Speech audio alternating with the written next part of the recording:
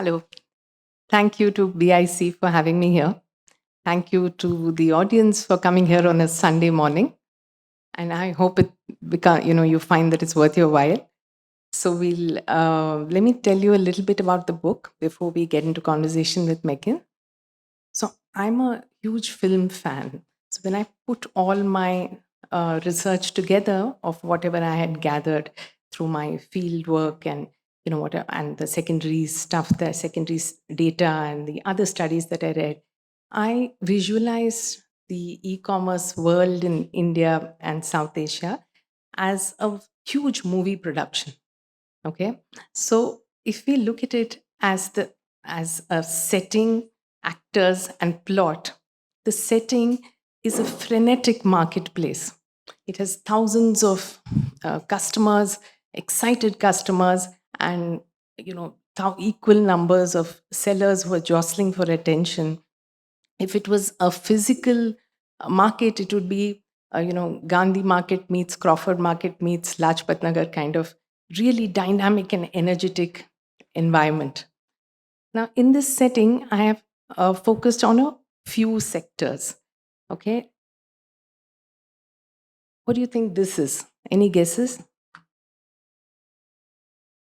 Okay, so this, I don't think anybody wants to guess. What does this look like? What are those blue dots? Yo, you can't answer. He's my editor. Okay, so these are basically, it's a heat map of all the biryanis that were ordered on Zomato on New Year's Eve 2023. Okay, so here is Dipinder Goyal, the founder of Zomato, saying that we've delivered as many orders this New Year's Eve as we did in the previous 6 years combined. So he's naturally excited about the future. If you see quick commerce, and I'm only showing you one, which is Swiggy Instamart, and this is the number of monthly transacting users that have grown from 2024 to 2025, as you can see. Okay, it's an upward curve. It is also for other quick commerce players. This is an example. And the average value of each order that people like us buy has also been increasing year on year, and it now stands at somewhere between 500 to 600 rupees. Quick commerce really comes into its own on New Year's Eve, big cricket matches, India Park, World Cup, all of that. Okay, so here on last New Year's Eve, you can see there's been a lot of action in more ways than one. If you look at Amazon, which is the other sector that I have focused on. Okay, here are some amusing and startling facts. Amazon India, this is 2020, the GIF, which is currently on, which is the Great India Festival that happens between Navratri and Diwali. So in 2020, Amazon India clocked 1.1 billion customer visits on the platform. More than 4 million new customers shopped for the first time, and practically every pin code in India, there was someone who had ordered on Amazon. So they had literally, the length and breadth of the country was covered. So the reason I'm telling you these facts is to indicate how entrenched online buying has become in our society, and how whether it's Amazon or whether it's food delivery or quick commerce, how it has been normalized as the way to buy, the way to travel, the way to eat, is only now through a phone. It's become so normalized that we don't realize that just before, about 8 years ago, it was not the norm. People would go and get a taxi, go to a restaurant and eat, and go to a grocery store and buy. So the other two sectors that I have seen are ride hailing and home services, like such as Urban Company, which recently went for an IPO. So whichever sector you see, it is poised for growth, and whether twice or 3 times, or home services is expected to grow 30 times by the time we get to 2030. Let's get to the actors in this production. Okay, that was the setting. Imagine that this is the bustling marketplace with all these apps. The actors are customers, workers, sellers, all bound together by the tech platform. So the customers got used to online buying after the pandemic, and what started as a convenience became something that we no longer can imagine as not being there. So it's become so much a part of our lives, and it's powered by two pillars. One is the growth of smartphones. There's absolutely no one who doesn't have one these days. And digital payments, where you don't have to look for change, you don't have to hunt for your wallet, you just have to flash your phone again.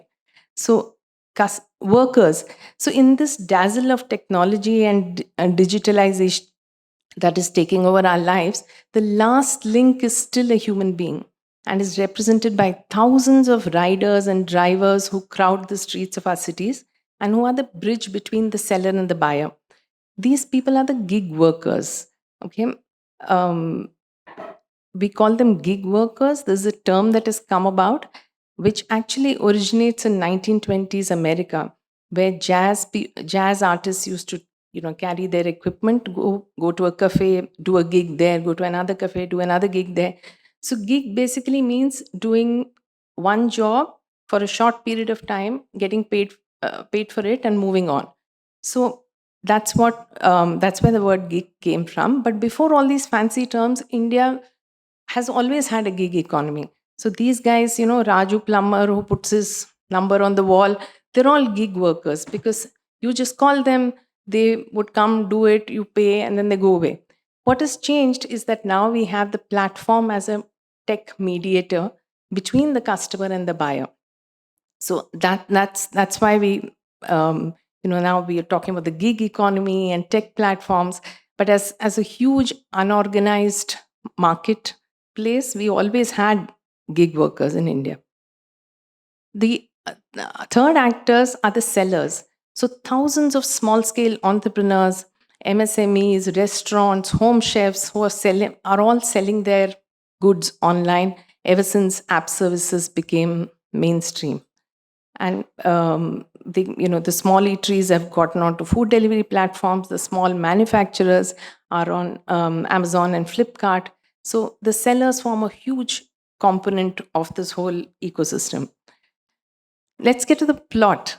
The plot is really masaledar. So the plot is about privilege, power, and precarity. 3 P's. So the privilege rests with the customer. Never in, I think, ever in our previous generations have we been in a situation where for anything you want, you only tap a few keys. You don't, at least people used to go out and call the taxi.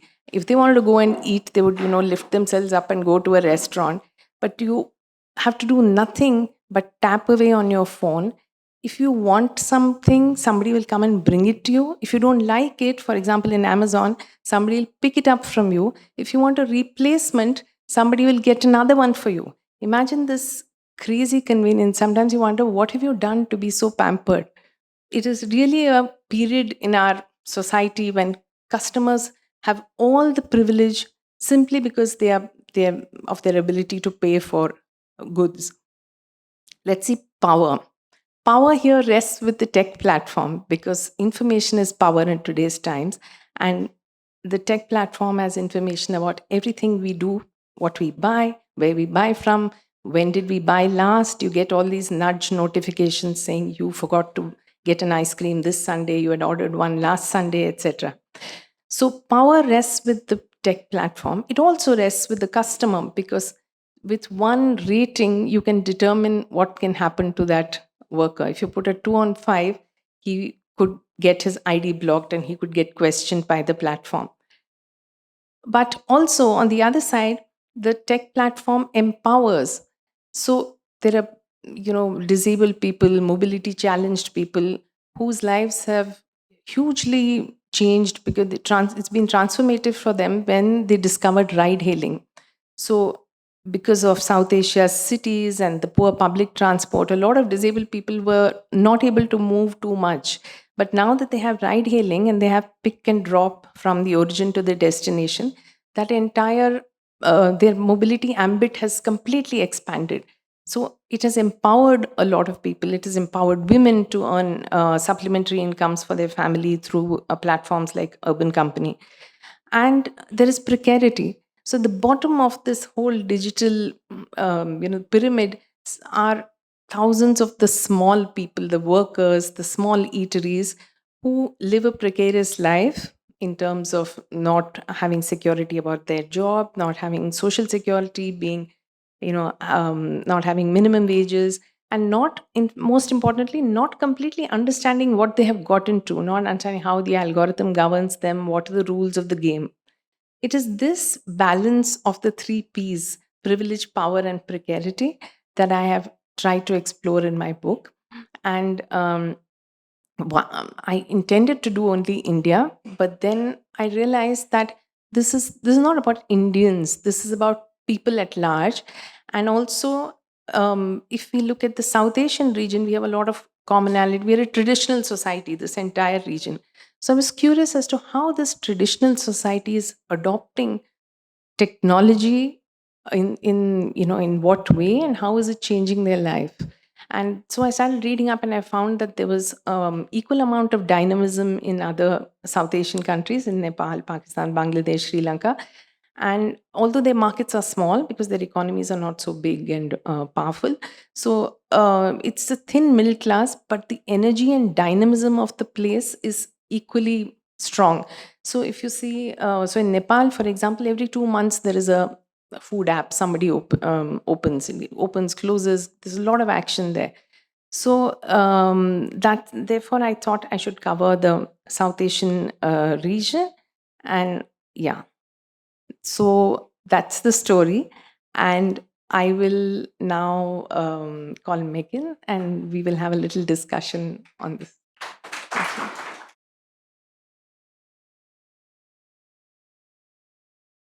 So I think given Vandana has given us a nice trailer to what the book is about, I'll jump right into um what I experienced as soon as I started reading the book, right? And maybe I should disclose some of the biases I was coming from. I was an early leader at Flipkart. I rejoiced at Urban Company's IPO as an angel investor. But also, the last 8, 9 years, I've been working with young people, mostly in government schools. And the precarity of lack of jobs has been staring or has been a challenge that we've been working with. So, work towards helping young people be entrepreneurial. As I was reading this, what I really enjoyed was that this was a story of human experiences. Um, Vandana has talked about stories of people, and not only is she talking about stories, which a lot of books do, she's even taken it to like taken those stories to the structure of the book. The book is organized as 9 emotions. So talks about pleasure and guilt and courage and isolation and anxiety, a few others. Um, and I found that fascinating and lovely. And I couldn't, like, to me, that's the first question to Vandana, that what got you to the insight or to the feeling or the desire that, hey, you must organize this book as 9 feelings? This works, right? Yeah. So initially, I wanted to do, for the longest time, I had actually written it as customers, sellers, and workers. And I had literally finished it. And then I realized that there are common threads that are running through these experiences. So, for example, let's take anxiety. Okay, so we always read in newspapers about, there was there was this woman passenger, for example. She was in an Uber, and then she felt really anxious because this driver was, looking shady, and she didn't know what to do. And then that immediately comes in the media. But when I went to, in the course of the research, when I was in Delhi, once an Ola driver told me these really horrifying stories about how the drivers are anxious. So when they are, especially on weekends, he said youngsters get drunk and they come and sit behind and they tap me on the shoulder. They, they sometimes they bring beer into the car and I can't say anything. And it makes me really worried because I don't know where this is going. And then he narrated a story of, a friend of his who was threatened by a girl, and she said that, you give me all your money, and I'm not going to pay you, else I'll tell the police that you misbehaved with me. That guy was so traumatized that he quit being an Uber driver and went off to the Gaon for 6 months and stuff. So I realized that if you take anxiety, it's not just the passenger, not just the buyer of the service who could be anxious in certain times. It is also the provider of the service. So these emotions cut across the categories. So if I was going to do just customers, then I would really narrow it down. So I literally redid my entire manuscript, and I think I was some 3 months delayed in submitting it because I had to do that all over again. But I thought that's the honest way to tell the story. Yeah. Beautiful. And even in just how Vandana just explained or like answered this question, like what struck me is this idea of balance. Um, she's not taking one side. She's not talking about that. Oh, this is how the customers are experiencing and sticking to just that, or just how oppressed the workers might be and sticking to just that. She's brought in significant amount of balance and this idea of talking to various stakeholders. So even as you thought about this, this almost feels like research work that hey, you're trying to unravel and understand this from different perspectives, like nine blind men and an elephant kind of approach. That hey, what are all the different viewpoints and experiences that are happening? Um, like again, why not write a more sensational book? Uh, Okay, so I really would have liked to write. Originally, I was only going to write this whole thing about workers, but also because there's a lot to say in that. But as I got into it, I realized the workers are not existing in a vacuum. They're there because customers are there demanding these services. There's someone who wants fried chicken at midnight, which is why that worker is there. So they're a key to the story. And similarly, there is somebody who's selling that at midnight to the customers. So the sellers are also key part of the story. So it's an incomplete portrayal if you only talk about the workers. And besides, there's a lot of the good that has come out of it, of the entire digital economy and everything, and that even the workers tell you. So even the workers are grateful for the jobs. They lost jobs during COVID, businesses shut down, and they're happy that tech platforms like this were there to give them a livelihood at a tough time.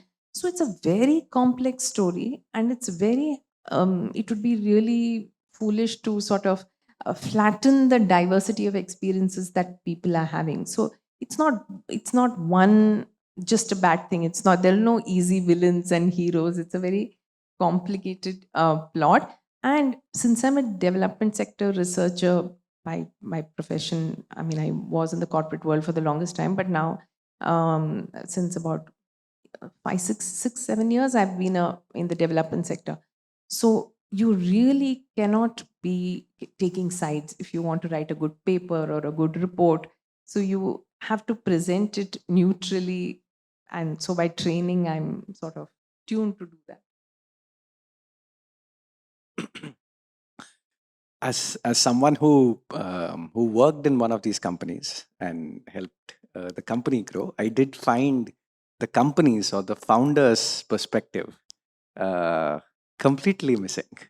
Uh, right? That hey, in all of this, there are these entrepreneurs who believed and imagined that something like this can actually happen in India. And just personally, uh, when I was thinking of joining Flipkart, I asked my mentors that, hey, should I? Uh, and 9 out of my 12 mentors told me, पागल है क्या? मतलब India में कोई online नहीं खरीदेगा. Like nobody is going to buy online in India. Like stick to good tech jobs that you have.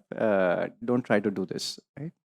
And look where it's gone. But that perspective of hey, what what kind of crazy people created this? What do you like? Why their mission, or why did you think, hey, their perspective wasn't needed? No, I didn't think their perspective wasn't needed.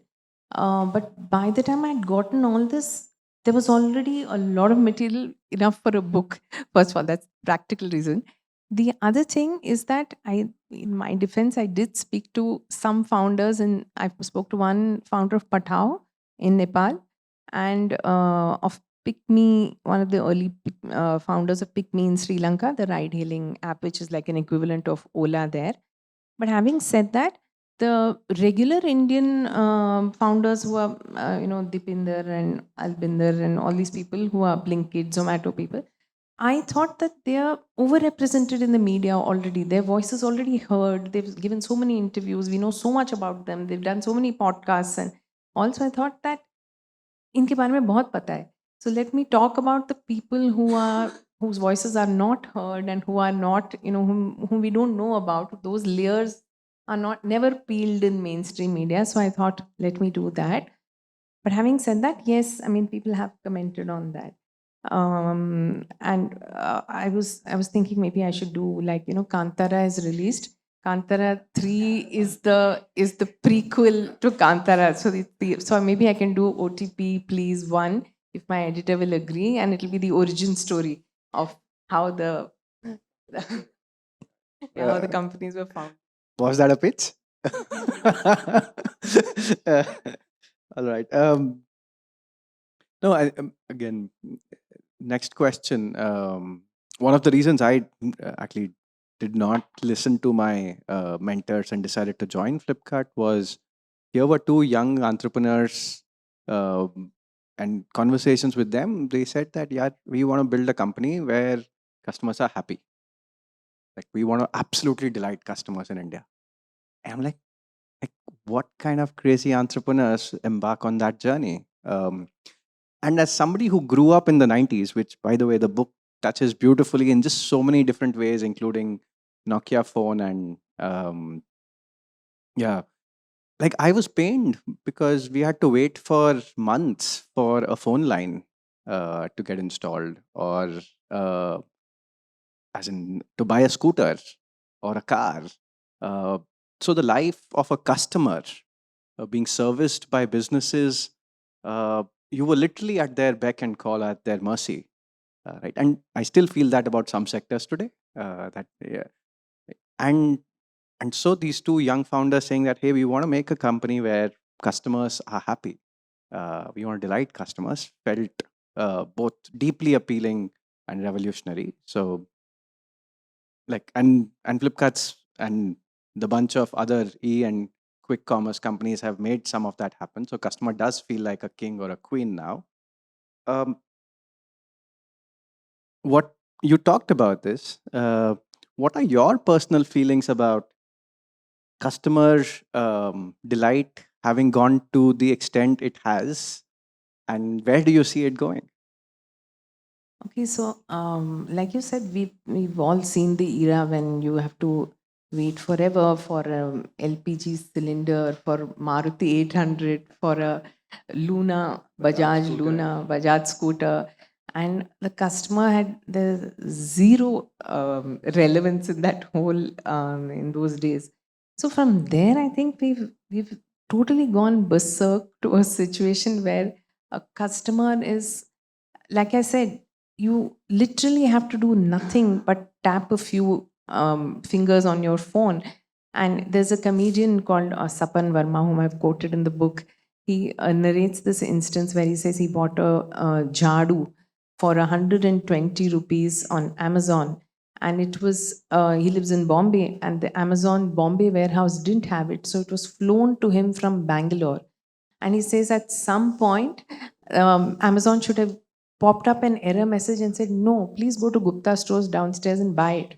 And we are not going to send this to you. So it's reached a state of where the middle class customer is not only privileged, holds an extreme amount of power over this large base of workers, and also in many situations misuses that power. So, for example, workers complain of um, mistreatment by customers. They're not there when they're supposed to be there in a particular location, for example, in Uber, and the guy keeps, doing this free ride, and as in he keeps circling the place and wasting his petrol. And then the cash payment guy is never there, and the worker doesn't know what to do. Then in all societies, you see the customer is somewhere up on the 30th floor, and the worker, it takes a long time to come up, and because they have separate lifts for them. And then if you have if the food is cold, for some reason the workers rating will go down. They don't understand the entire chain, and the customer will just mark 2 on 5 because of some reason, random reason. There are occupational hazards which the customers create, like, for dogs, for example. There have been customer dogs which have attacked workers. Then there are crazy stories of urban company, urban company girl goes there to a house, and then she finds that it's not the woman who has booked, but it is actually the man. And then, then she has to refuse and come off and give an explanation. So crazy things happen in this setup where the customer literally wields power and is extremely pampered by the platform. And like those statistics I showed you, it's a two-way, दोनों तरफ से प्यार है. The customer is buying and buying, and the tech platform is allowing them to, is nudging them and saying, here you are, yet another thing, I'll give you another one, you want a replacement, I'll come and pick it up. So it's this whole love affair between the tech platform and the customer. So we have come a very, very long way from the days when we were waiting for the Maruti 800. Yeah, and I think two parts to it, right? That one, this seduction of buying more, and like, and I think you talk about it, and we've talked about the idea of addiction, possibly with regards to social media, right? But there is, and I think in your first chapter itself, you talk about addiction to buying and eating online, right? Uh, and again, I don't think that's been part of the conversation. While people talk about social media being addictive, but this idea of buying being addictive, and earlier purchases used to be infrequent, right? With quick commerce, you have number of orders per day, etc., rising significantly more, and India is probably one of the few countries where quick commerce is as large as it already is, and the frequency is as high as it is. uh, your thoughts on this idea of seduction and addiction to buying online? As you were speaking, I was remembering this person I had interviewed. Is a young Supreme Court lawyer. Okay, he's just about 28, and he gave me this absolutely telling example of quick commerce and addiction and stuff. So he's a smoker. He started smoking like when he was in college or something. And he said that before Blinkit and all happened, I used to, in the Supreme Court has a Panwadi, a pawn shop, and he used to go there, buy one stick, smoke it there, come back, and that's it. And then he discovered that Blinkit sells cigarettes. Now you can't buy one stick on Blinkit, you have to buy the whole pack. So therefore, his whole habit changed because he buys the whole pack and sitting there right in front of him, and therefore his smoking has increased. Can you imagine that? I mean, who would have thought? And then, so this extract was published in Wire, and it was also published in Kathmandu Post. So I sent it to him and said, look, you're famous across the country and all. And then he laughed, and then he said, but ma'am, it got me thinking, when you frame it like this, it got me thinking that I'm being had. Like, मैं ही उल्लू बन रहा हूँ. मतलब I'm giving Blinkit money, and then I'm like puffing away more cigarettes than I was. So it definitely is making it, it's setting the environment for addiction, for instant gratification, and all of that. I think the other piece that you talked about, which is just the amount of power that is wielded both by the customers and the platform. So one rating leading to an ID getting blocked, which means that a livelihood is stopped, right? And Vandana talks about that. what gig workers were supposed, right? That, hey, you were playing jazz possibly after having finished your regular work day and then going out and doing something part-time separately, versus the gig workers we're talking about today, which is for whom it is their primary livelihood, and a simple rating can like get them blocked.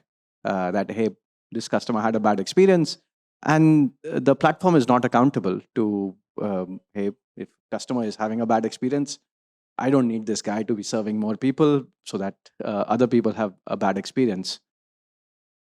This idea of power, and again, coming from customer is king or queen, and so you go all the way to continue to please them.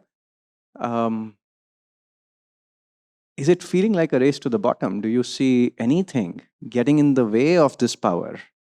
Like, how do we change this? So, I mean, power has all in our society, if you think about it, it's always been the case. Like, the power has been concentrated amongst a few people, and there's a vast majority who are serving them and who are sort of, whose voice is not reaching the people in power. So, previously we had landlords and they had land, and now we have tech companies and they have data. So it's just power in a different form, right? And I feel that the same sort of setup, despite the varnish of modernity and innovation and all that, is true, but it's also the kind of same hierarchies that get repeated. So which is why there's the whole chapter in the end on policy and what policy can do to rebalance privilege, power, and precarity in this economy. So, for example, one of the things I've said is about what governments can do for workers, of course, in terms of minimum wages and social security, some sort of, these occupational hazards that they have, thinking about that, and making it mandatory for tech companies to, upskill them, give them some sort of career path, and all of that. Also, for the small sellers, the government keeps talking about MSMEs and what it's doing for them, but there are thousands of small sellers who are in, for example, the Amazon ecosystem, and really don't understand where they fit in and how the algorithm works, and they don't know why they are not there in the listing. And when somebody searches for pickles, uska naam aata hi nahi hai. So then he thinks that, oh, maybe I have to put more money and then I will come up there. Similarly, for small eateries, they feel like a FOMO thing, that I must be on Zomato, I must be on Swiggy. And then they realize later that in order for it to work for them, for the maths to work, they have to put more money to be on the advertising, to advertise, to be on the listing, and for people to notice them. And it finally they're just left twiddling their thumbs. So even in terms something as simple as explanation to the small seller, transparency of the algorithm and how it governs them, I think all of that needs policy intervention, in which case there could be, there could be a good way forward. This is as part of Udhyam Vyapar, where we work with food street vendors. We tried to get them online, as in, hey, Swiggy, Zomato, ONDC, new promise, right? And I think with about 500 of them, besides the challenges of getting online, our realization was that they were not as keen. And I think as we spoke to them, we understood that, yeah, 40% commission is not something that the small street vendors have priced into their products. Right? They like they continue to run what you would call an honest business, right? And they don't think about like, oh, to be able to afford a 40% commission, I need to price my products or price my goods at a certain rate. And just the conversation that, oh, your online price might be different from your offline price, etc., feels jarring to them. It's like you're violating their integrity, right? That how can I offer the same product and two different? It's just a different delivery platform. So we're now down to like working with them on Kia 4 courses actually help them increase income by 40-50%. And that works a lot better than getting them online. Um, yeah, I think, I don't know where in the book you talk about, this is actually a profound time where we are changing as a society, right? So this EQ commerce, E and quick commerce, or EQ commerce phenomenon that you see, what are the shifts and changes that you see? Which of them are you most excited about? And which ones are you most despondent about?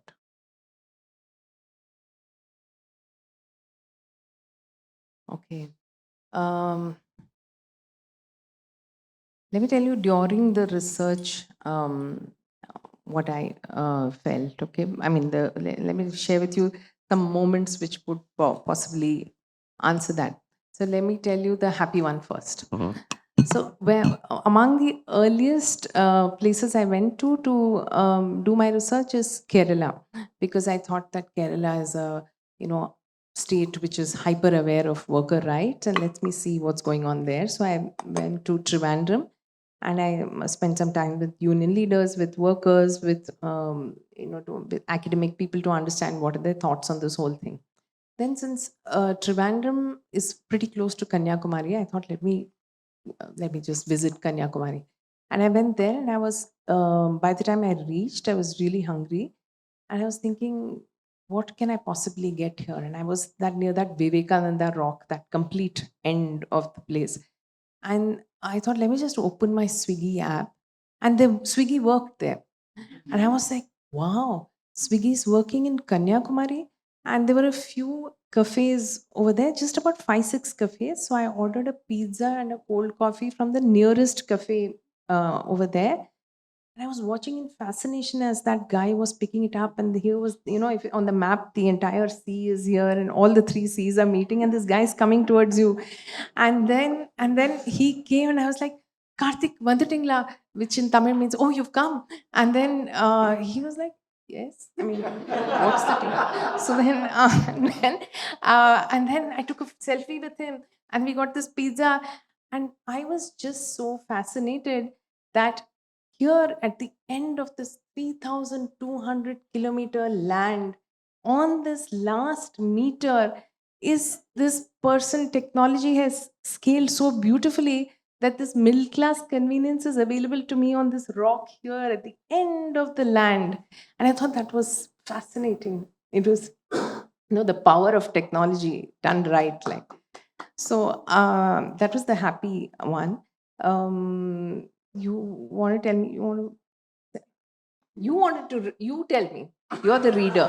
You read out the sad one, or tell me the. You should have done the sad one first, actually. Yeah, we should have. This is, the subheading, it's in the chapter Anger, the subheading is Izzat, right? And that word appeals deeply to me. It is May in Tirupati. The mercury has crossed 40 degrees Celsius. My family and I are back in the hotel after darshan, which anyone who has been to this popular pilgrim site knows is a physically exhausting project. Phones are whipped out, and after some discussions over the menu, an order is placed on a food delivery app. A mild mannered, bespectacled man arrives in the lobby a while later. Nagendra is about to leave after handing over the food to me, but I'm curious to know what food delivery means in a pilgrim town. Who orders and when? Is there enough business? And so on. Nagendra answers shyly, throwing furtive glances at the other guests going in and out. He is an electronics engineer from a government college. Still, there were no suitable jobs in Tirupati, and he was obliged to stay in his hometown because his father was unwell. His sister is married and stays elsewhere, so he is left to help his mother be a caregiver for his father and oversee the construction of their new house. He has been stuck in this job for nearly 3 years because of domestic constraints, but hopes to quit soon. It's not about the money, Nagendra explains, because even if he had taken up an engineering job, he would have earned the same 30 or 40,000 rupees per month that he manages to make here. It's about lack of respect, he says. No one respects a delivery boy. The perceived lack of respect makes Sai Kumar avoid wearing the company t shirt. Sai Kumar is a 21-year-old student at an engineering college in Hyderabad. In the morning, he attends classes, and in the late afternoon after midnight, he does food delivery. He lives with his widowed mother, a domestic helper, and his brother in his grandmother's house. The house that the family had booked under a government housing scheme was in Medipatnam, a Muslim dominated locality politically controlled by Muslim party, All India Masjid Ittahalut Musliman, AIMIM is how we all know them. However, the Bharat Rashtra Samiti, BRS, floated the Dalit Bandhu scheme when they were in power, hence some tussle resulted in the project getting stuck. Money was tight because both his mother and brother had fallen ill and notched up daunting hospital bills. He was studying data science but wanted to become a full stack developer. Food delivery was an interim gig that no one except the immediate family knew about, not even the neighbors in the low income settlement he lived in. Because if they know, they'll think instead of studying, this boy is doing this kind of job. That's why I don't wear the uniform. Shy feeling hota hai. I feel shy. He says, speaking like a typical Hyderabadi. Um, yeah, I think story of both of these two young men, right, and how we as a society make them feel while they are trying to earn, support a family that's going through significant distress, made me deeply sad. Yeah. And it also raises the larger question of, what are we doing to these young people? Like this can be a great interim job, but it can't be a job that you keep doing forever. And there are people who I've met who say that, Madam, मैं 5 साल से यही काम कर रहा हूँ, because there's no growth. There's neither growth in income, nor is there any career progress, nor is the platform investing in upskilling them and is showing them no future. So, how long, starting at 25 for the next 10 years or 15 years, a person can't keep on delivering uh, goods. Maybe they can, but it's a terrible waste of youthful talent. I mean, India is saying demographic dividend, and we are depending on our youth, and we are proud of our youth, and we're going to go into Viksit Bharat on this basis that 60% of the people are below 35 years old. But here are people who are capable. I'm reasonably educated. Many of them have finished their 12th standard, and some of them are graduates. And we are making them do something. We are becoming a nation of delivery people, where the only skill required is driving a two-wheeler and dropping a packet. I'm sure we can do better than that, and there are better ways to harness the talent that India has. I feel very strongly about this point that more and more people are becoming gig workers and just stuck there. Yeah, I think just from a data point of view, because I look at the job space, the only other segment that had more jobs than gig workers created over the last 5 years was construction, um, which also happens at the whims of government investing in infrastructure. So the years where there is significant investment in infrastructure, we have a lot of people employed in construction. But when that's not the case, there isn't much.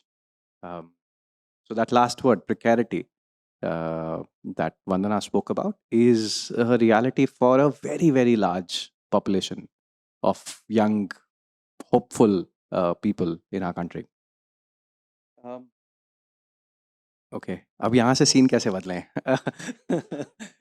Or should we stay with the pain? No, I think yeah, I want the audience's help in thinking about and talking and open this up to the audience for questions about this. But before that, just a um, quick comment on the writing style, and also would love your reflections on it. Right, that you've um, you've used a lot of anecdotes for people who grew up, who are like my age, who grew up in 80s and 90s, connect deeply with, right? Like you talk about Nokia phone pe snake khelna, right? Which is, I see a bunch of people giving away their age, right? So things that connect a lot with people, but you've also brought in, and you've mentioned you've been surprised by some of them, the new age um, happenings or phenomenon like the little treat culture, right? That hey, maybe that hey, what is this little treat culture? Like I have a dog, and the treat culture that I'm used to is like, oh, we've used treats to help train our dog Maggie to do certain behaviors, to not do certain behaviors. Um, to think about human beings operating with little treat culture, mostly to themselves, but also to others, felt slightly jarring, but seems like it is the in thing. Um, how did you discover it? And So this, I mean, I wouldn't have known about this, but in Colombo, a young Gen Z girl who orders online through the day, like she comes to office and then she has lunch, of course, which she orders through Uber Eats or Pick Me Eats or something, and then she goes back home.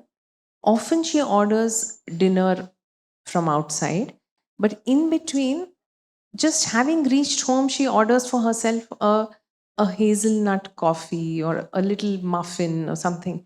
I said, oh, but like just coffee? Like, why wouldn't you just do it yourself? So, I was speaking like some voice from the past who doesn't understand what's going on. So she was like, yes, I could, but you get flavors and stuff. And it's just a little treat for me. Like, I finished a day, I finished office, and I've come home. So I like to treat myself. I was like, wow, what a thought. And then I looked it up, and it's a thing. It was a TikTok trend, the little treats culture, where an entire set of youngsters were treating themselves, not just food, but like buying a little cosmetic or buying something for themselves every time they just, I don't know, breathed maybe. All the time just rewarding themselves in instant gratification. It's a whole trend in TikTok. So that's how I learned about it. And like you're right, there are, so therefore the book has these scenes of old time, how it was interspersed with all these new phenomena that are happening. yeah, and like I can't more strongly recommend reading and enjoying the book. Right, that not just is it new nuances like this that I got to learn about, but also like very simply asked, deeply introspective questions like, why is it always a delivery boy? Right, just why? Right, and I think Vandana has done that very simply, right, and despite talking about the sadness, the feelings, the anger, um, there isn't much judgment in there. That hey, yes, you're bewildered, and there is things feel berserk, but and yet this is where we are. This is who we are as a society. So it's all of us. So not much judgment in there. Yeah, and the chapters are, there's pleasure, there's guilt, there's freedom, there's oppression, there's anger, anxiety, but there's also courage. And so it's, some reviewer called it the Navarasas of the digital economy. So there are 9 emotions, some positive, some negative. So, and therefore there's really no room for judgment, because ye bhi hai, wo bhi hai. So it's a, you have to, this is how it is, and whatever is not working, it's for us as society, as government, as tech platforms themselves. For example, why is there no delivery boy is something I keep saying that tech platforms can play a role in.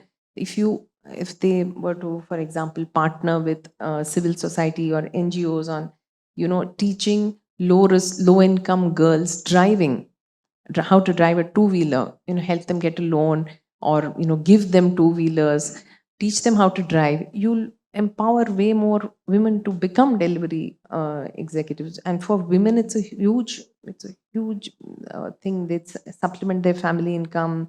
The urban company people, there are many examples of that. So these are things that we need to do to sort of rebalance the system, is what I'm saying.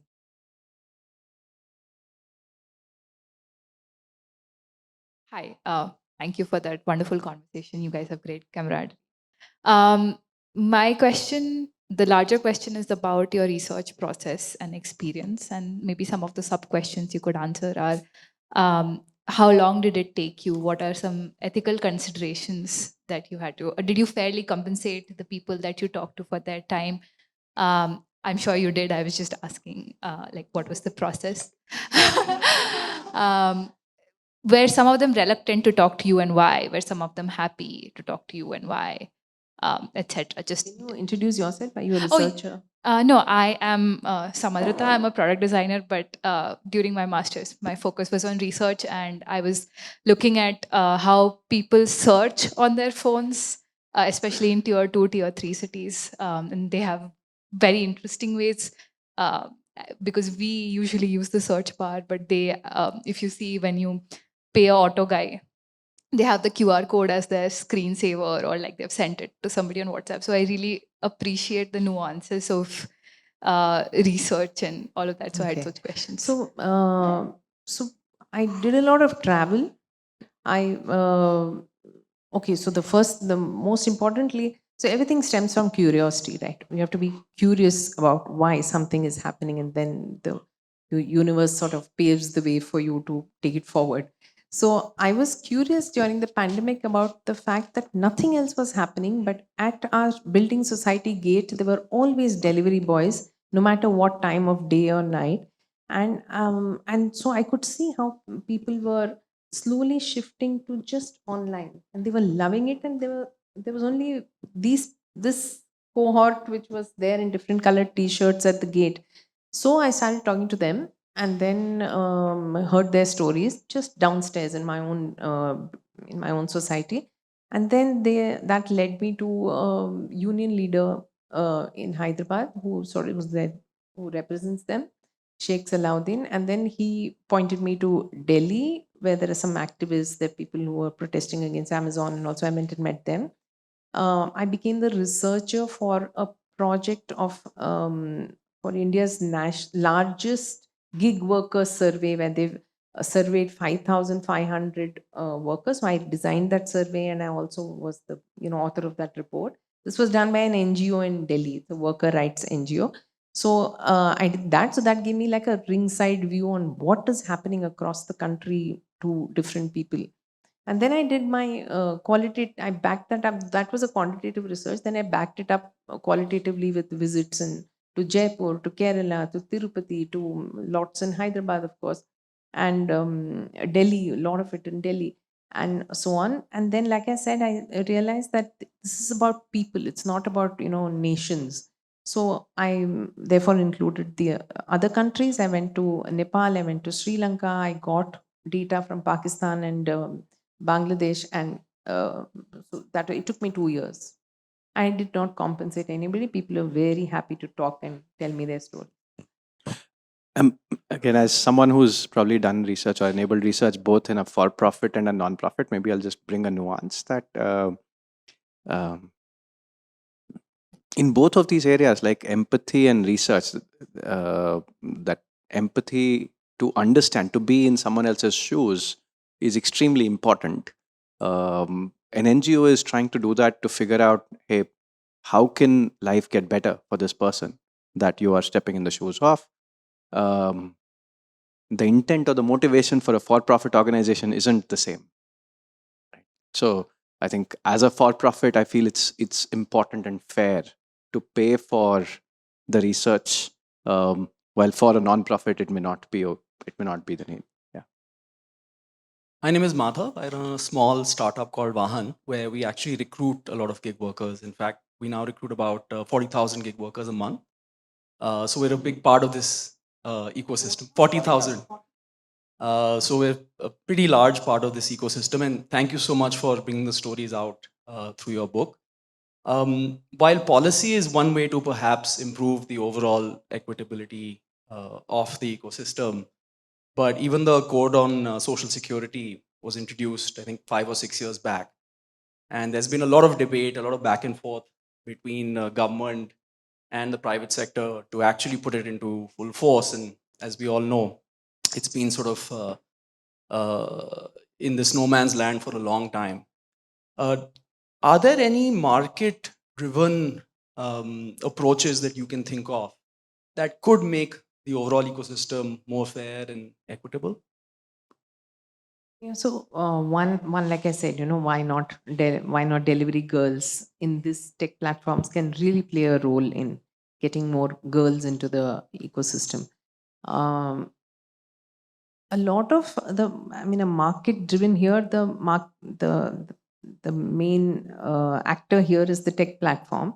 And if they were to drive anything forward, I think a key thing is transparency, which we are not having at the moment. So one of the simplest things is, the ministry in Delhi, Ministry of Employment in Delhi is telling people that enlist yourself as a gig worker. How do I know whom to give insurance scheme to? Like, how do I prove that? How do I know that you have done any gig work at all? That you've been an Uber driver or that you've been a Zomato delivery boy? And this data is so hard to come by because it is owned by the platform and who are unwilling to share that and be transparent about it. So starting from there to knowing how many people had complaints, how many workers have complaints, how many workers complain about their ID being unfairly blocked, we don't know anything. It's a bit of a huge black box. So I think one of the first market driven reforms in this sector would be transparency and willingness of the tech platform to share data about workers and about workers primarily, not even about customers.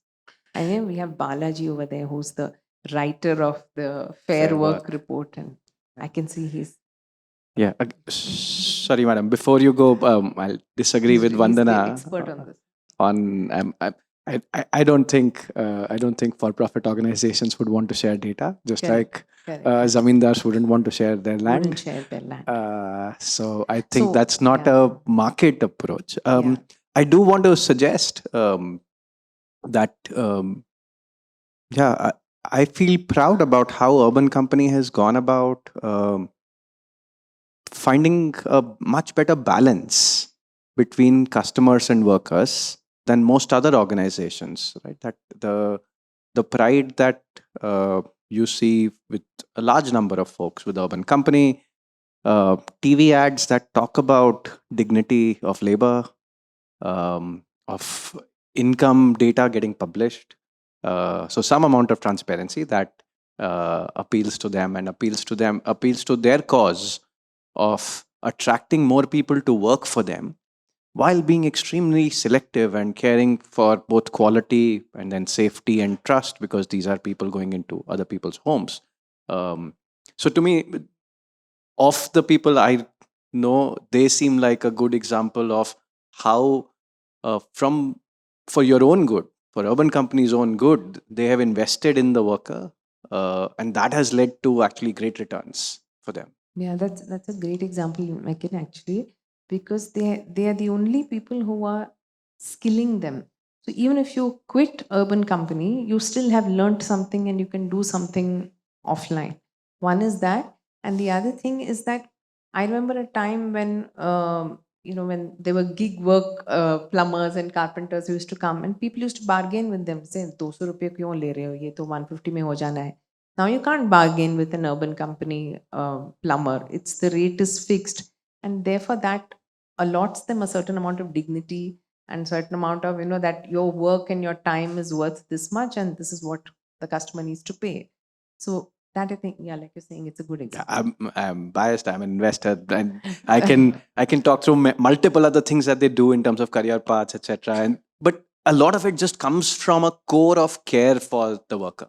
So the balance between how much you care for the customer and how much you care for the worker, I feel, having been at Flipkart myself, I feel most organizations, including Flipkart, have been guilty of being extremely caring for the customer at the cost of caring for the worker, right? And I feel like you can arrive at a better balance, which is great for both.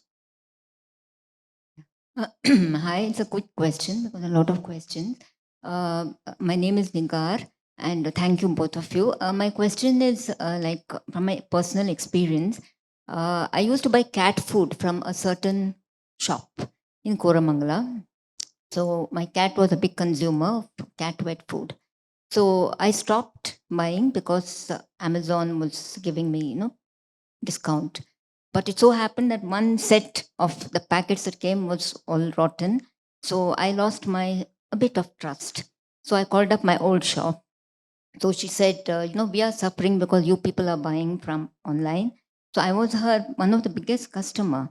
So she said, I'll give you a discount of 5 rupees. You start buying. So I've gone back to buying from her. One is, this OTP fatigue gets on you, all the time you have to keep waiting. And second is, I felt emotionally somewhere I was connected to the shop and to my cat, and I won't want to compromise. So that was one. So in your book, have you spoken to small time shops who were prospering before all this happened? And second thing is, there's something about the treatment we treat the delivery boys, because I've witnessed a lot of them shouting especially in gated communities. But I've also seen people speaking to them kindly, like asking them their name, or offering them some chocolates or water. So have you sort of related these in Yeah, your book? there's a person in I think in my building who through the summer keeps water and snacks for delivery boys in outside the door. So I mean there are all kinds of people. So both of these are true.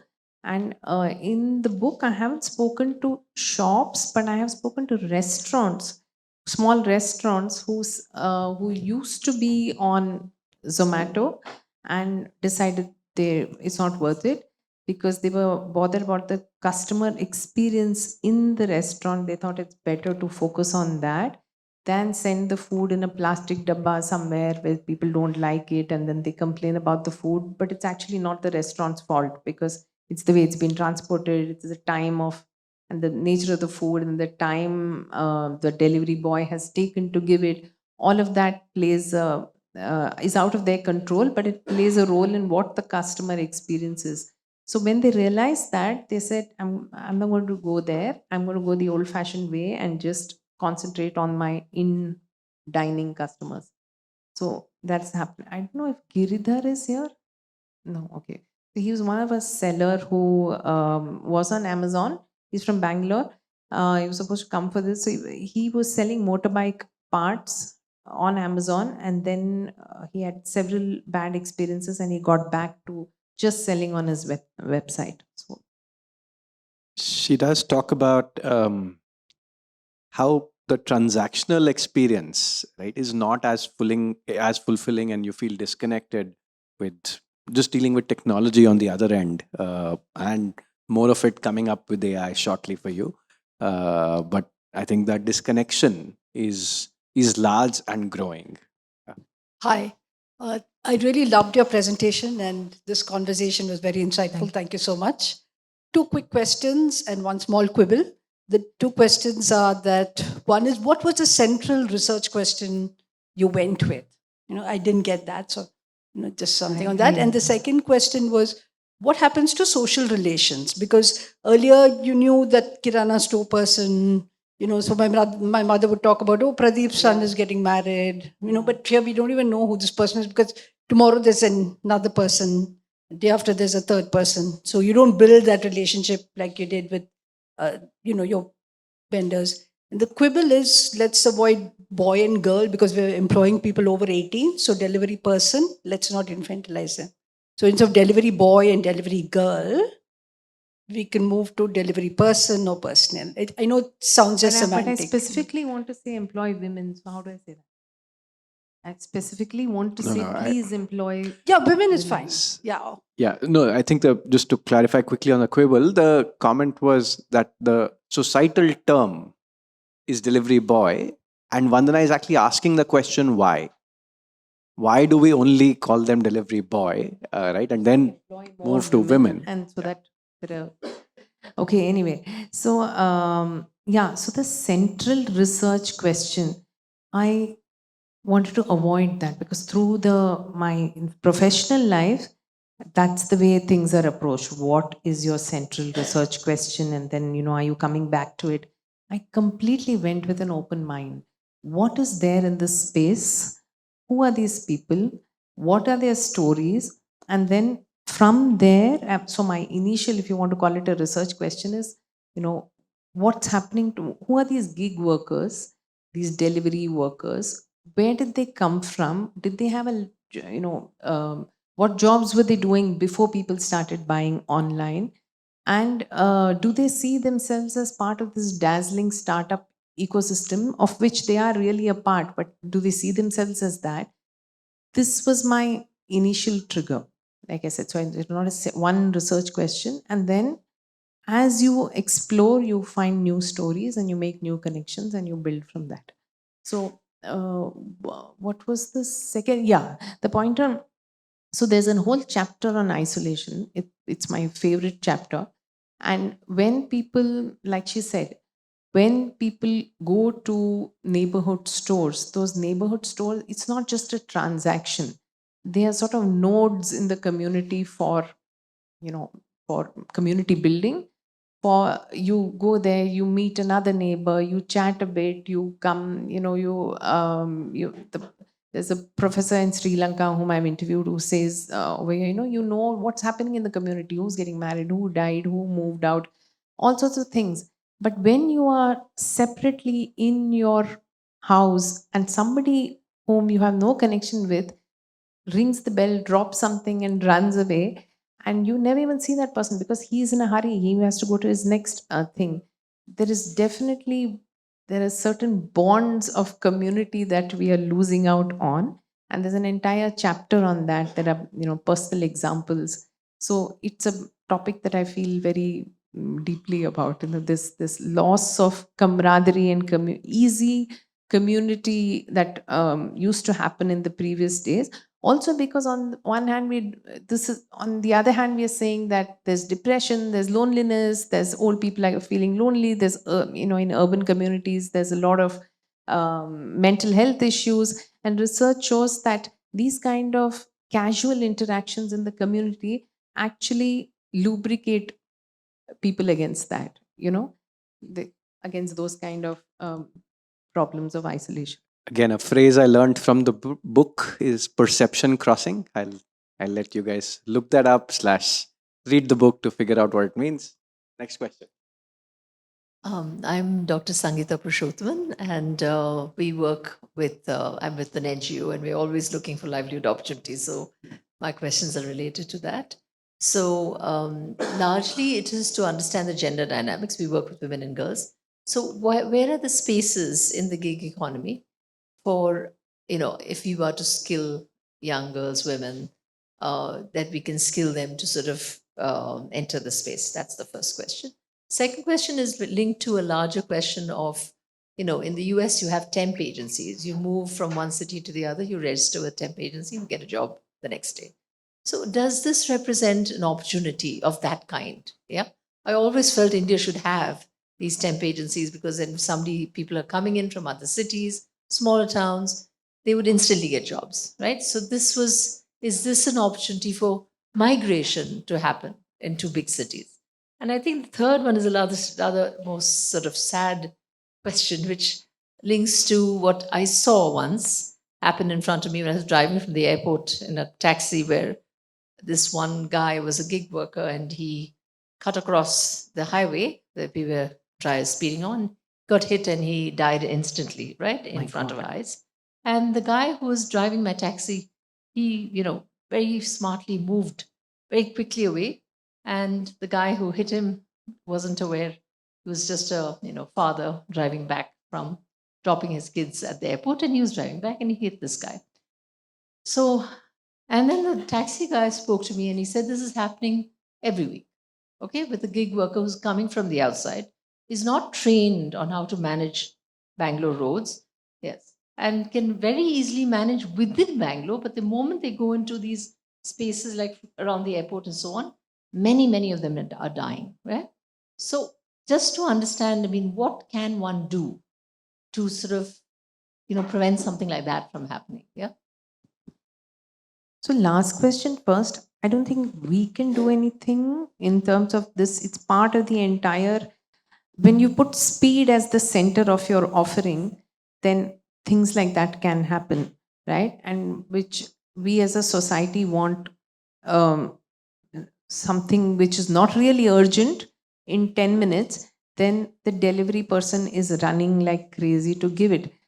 Of course, the payment is not cut from him, as the tech platforms keep saying, but it impacts his next delivery. Only if he finishes this can he get an opportunity for the next one, which helps him earn the next commission, next money.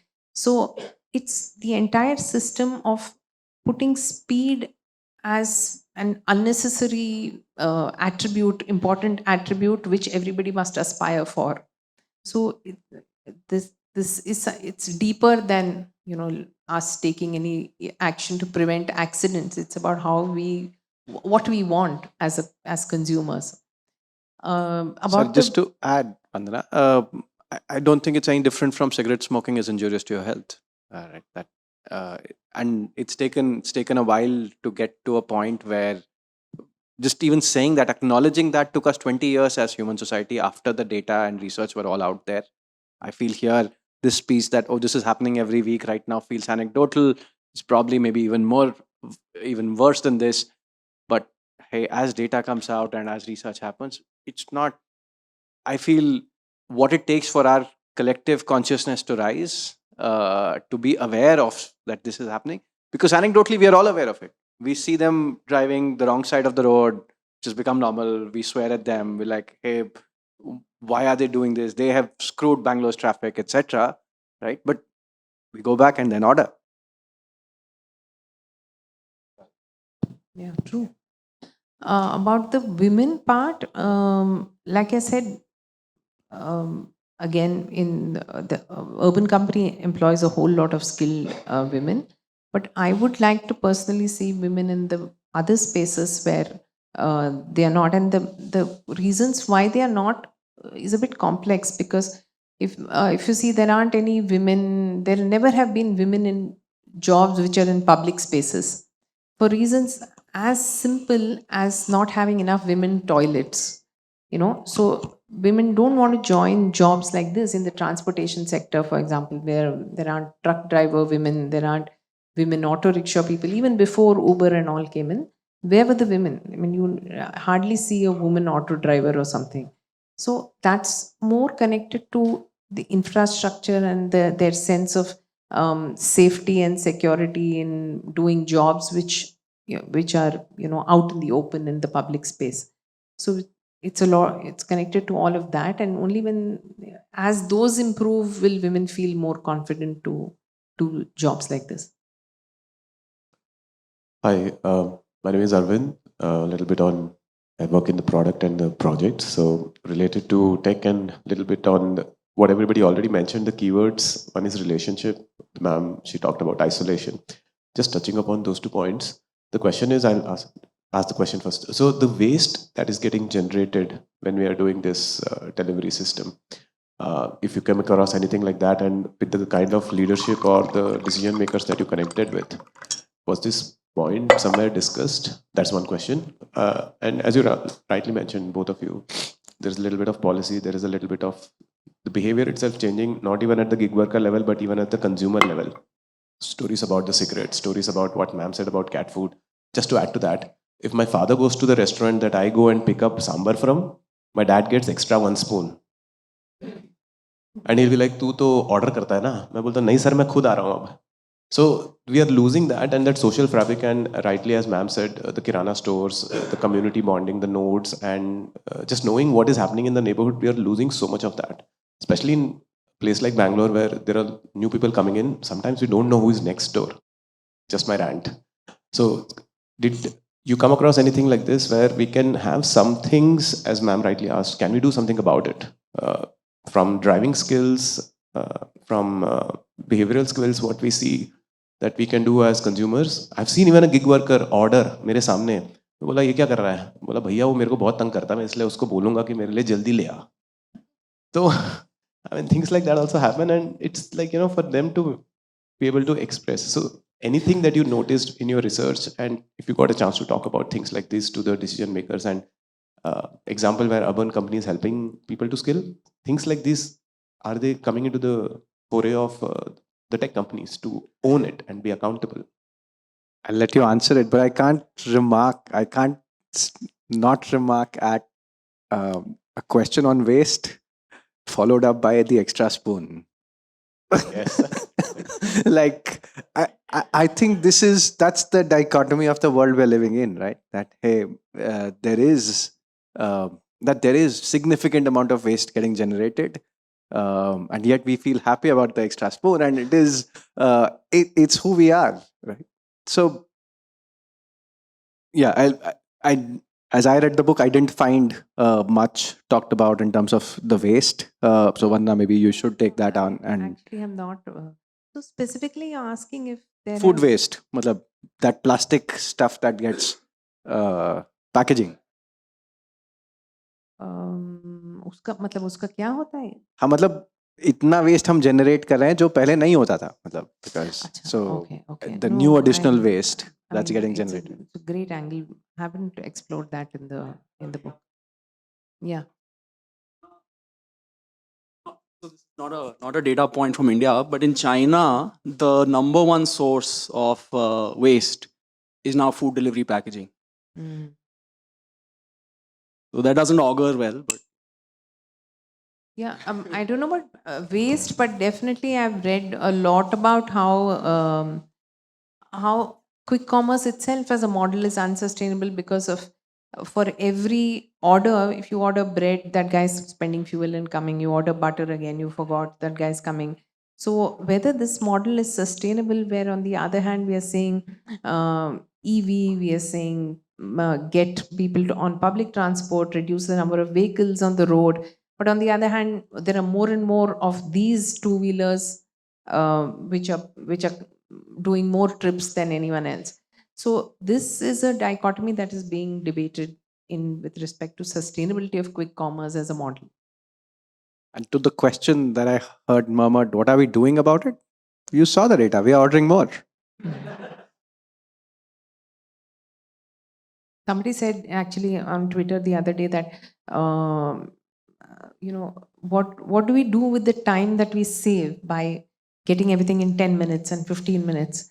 And somebody asked me, and I also answered the same thing. I said, you spend it on your phone, you watch reels, you download another app, you order more things. So it's just the same, you're in a hamster wheel kind of situation. Oh.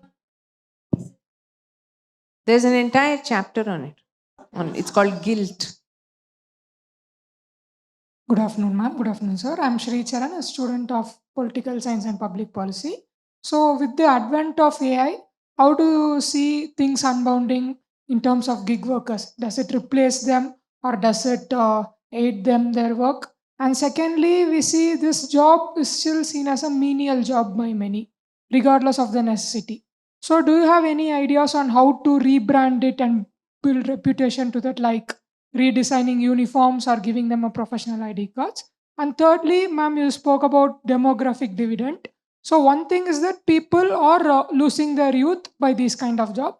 Second is due to the hyper consumerism created due to this. Demographic dividend, in my humble opinion, is being changed to demographic disaster due to instant gratification and everything. And any solutions to combat this, ma'am? Some out of syllabus questions are coming, so I'm like dealing with it. Okay, right. So I think that whether AI is going to replace gig workers, I think drones may replace gig workers. So I was in the US last week, and I saw a lot more Waymos, which basically don't have a driver, right? So Uber and Ola, sorry, yeah, right. So a lot more of delivery folks being replaced by drones versus AI technology, nonetheless, but different forms of technology. I see that probably happening. We don't know how long it might take for that to happen, but it's not necessarily AI replacing gig workers. If anything, AI works on digital stuff, right? It's intelligence and it's it operates and can replace everyone who's primarily working with digital goods. So AI is causing a lot more white collar job reduction / challenges versus what we often term as blue collar job reduction and challenge. What are the other questions? How to make The gig workers demographic- respectable? Respect. So respect is, I think, as a society, India has always been a feudal society. Even before gig workers as a term came in, the way middle class homes treat domestic servants and other helpers has never been very pleasant, and it harks back to landlords and zamindars and people who have bonded labor, all kinds of strange things that we have as a society endured. So I think the way gig workers are often treated by customers is a reflection of that. But on the other side, there are also people like she pointed out who see the point that this guy has been traveling for miles in the sun and he's coming and delivering one food packet to me and therefore are kinder to him. So it's hard to just make a blanket judgment about this, but as a society we are a feudal society, always have been, and there has always been an upper class and a lower class which is not treated very well. Yeah, I can add, which is, but it's not stuff that we don't know, right? That it happens because of power concentration. That power in our society is concentrated with the few, and then they use that power. And here we talked about examples of customers being so powerful, right? That 1-star rating can lead to unemployment.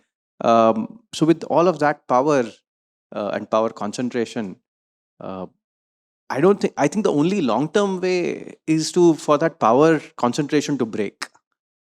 People in power never give away power, right? So the way around it then is for other people to become more powerful, right? And to have larger capabilities, larger dreams, work harder to become more powerful, or assume there will be a government that can actually solve this for them, which I think is extremely unlikely. I also think to end on a positive note on that, I also think that as things get more globalized and we understand other cultures and more, how in the West there's more egalitarianism in societies, and and we learn from them. And now that everything is globalized and everything is available to everyone, we learn from them. I think things are improving. Particularly, I have great hopes of Gen Z, because Gen Z is our first digital generation, and it is so tuned in to what is happening all over the world. So if you pick an average Gen Z person in Bangalore, can have an easy conversation with a Gen Z person in Europe. So as that gets flattened and more awareness builds up and you watch how other societies are, I think that's a natural process in which we sort of shed the burden of the past and move on. Yeah, first of all, thank you so much for the rich and sort of colorful, what you shared.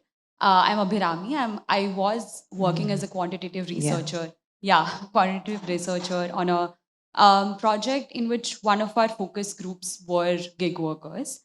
But the problem that I encountered was that as a quantitative researcher, you're not encouraged to sort of collect stories or qualitative insights. And as a young researcher, you're also advised to stick to these separate two silos, either quantitative or qualitative. So I wanted to understand from you, because this is a sort of conversation that is always enriched by the sort of stories and qualitative insights and what you have shared as well through the book and here also. How do you sort of navigate that? Because this is a conversation that needs stories and qualitative insights. Yeah, that's it. Yeah, it's coming from somebody who's a researcher, right? So this silo is one of the saddest things in the research world, and not just development research. So many years ago, I was in what is called Nielsen now, but was ORG Marg at that time, So this consumer research. So purely market oriented consumer research for Hindustan Lever and Procter and Gamble and all. Even that, there's a sharp division between quantitative research and qualitative research, which is as you do more and more research and you grow older, you realize it's one of the most damaging things to finding the truth in anything. Because and to come back to this example, Mekin was asking me that you've talked about blocking of IDs, but what's the percentage of that?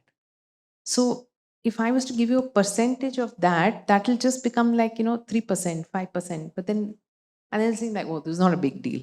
But if you look at the stories of what happens to people whose IDs are blocked, the psychological effect, what happens to workers who are watching this one worker who was ID is blocked, and the kind of oppression they feel, and they about that it could be them next, and what all the other things that happen when a person is blocked and chucked out of the system.